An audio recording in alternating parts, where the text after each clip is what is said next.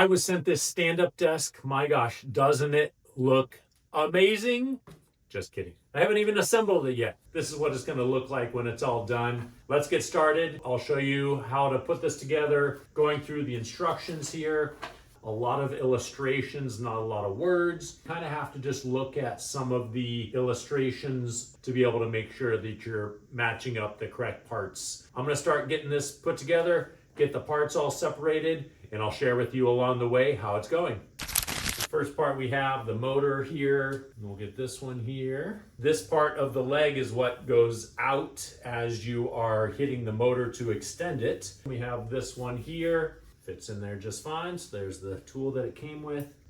I like to go through and just make sure that they are being threaded in.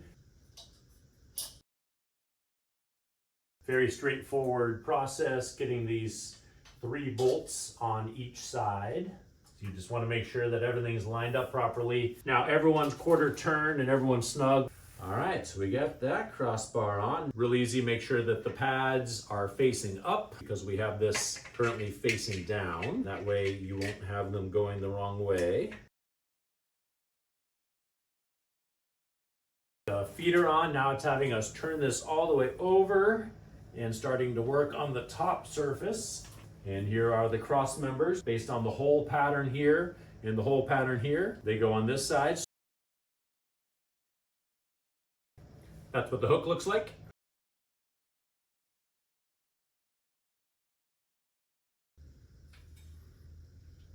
All right, we got this part done. The next side of things here is to be able to get the motorized rod installed. That will then go between here to be able to raise and lower the table. So we have this here. It has these Allen stoppers that allow this rod to move forward and backwards. Perfect. And then you go through and snug these up. You don't want to put too much pressure on it. This is the rod that spins and raises the legs up or down depending on what the input is to the motor. All right, so this here, we're gonna use screws. So I'm gonna use this driver here and I have it on a low setting. All right, so that part is all squared away here. So on this one here, we'll go through and just bring it over. These guides are going to be used to be able to get the screw go down this hole properly and be secured. What that really is doing is it's just helping ensure that you can get the screw in there properly without it falling down and then just floating inside this railing.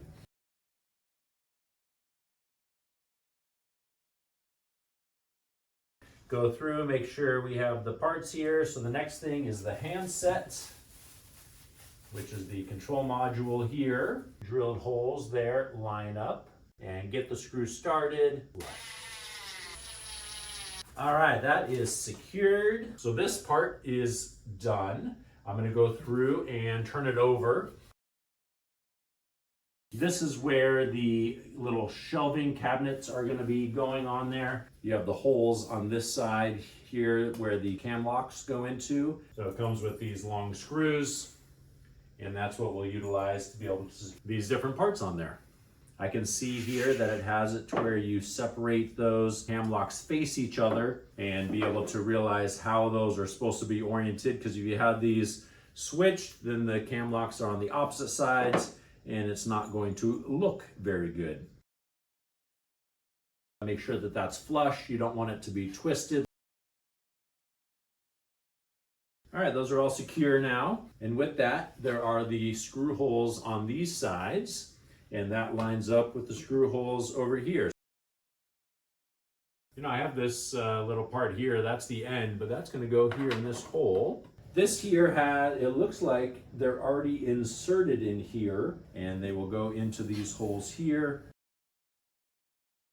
Perfect. All right, those are all on there. It is ready to go and line up here, and it is supposed to be oriented this way. Try it on your own, and then we go through and they. So is tight enough. On the opening, just go through and make sure that those are open on this side here. And you want to make sure that it's pushed in properly so that it is grabbing that screw. That is secured. The little wire guide cover that goes in here, that just makes it a nice clean look for any wires that you might be putting through there. See what the back side looks like. This has this nice shelf here so that you can mount those you can do the stand-up monitors on here as well. It also has this nice big flat surface at the top that you can install sit-on monitors if you don't have a monitor stand to be able to mount on here. Open the packaging on these. They're just a cloth. This insert here goes in there to be able to give it some rigidity on the base. And that just so, and that there also has little cable guides that it comes with to be able to route the cables. When installing this, motor itself has a cable that's attached to it, and that cable is going to attach here to the control module. Just look on the back side here, you can see where it lines up and pushes in there. And then the power adapter is going to mount into this as well. So go through and put that down just like that. All right, I'm gonna go grab a power adapter and we can show how this can go up and down. All right, we plugged it in here. You could hear the beep that started on it. We can go through. This here is the memory key. If you want to select which one you want to have the memory, let's go up. So quiet. That motor is so quiet in the up position. That is really nice. Look at how tall this goes. That is really nice how tall that goes. I'm 6'5", so I am excited to be able to have a desk that actually fits me properly. I love to be able to stand and move around a little bit more. So a desk that goes up high enough for me to feel comfortable and not have to lean over is definitely a big deal for me. Really easy to be able to assemble. I'm excited about getting started with this. Great desk for you to be able to use and enjoy a stand-up desk that has the ability to turn into whatever size is best for you. All in all, this thing is fantastic. You're gonna get some great use out of this, and I know you're gonna love it as well.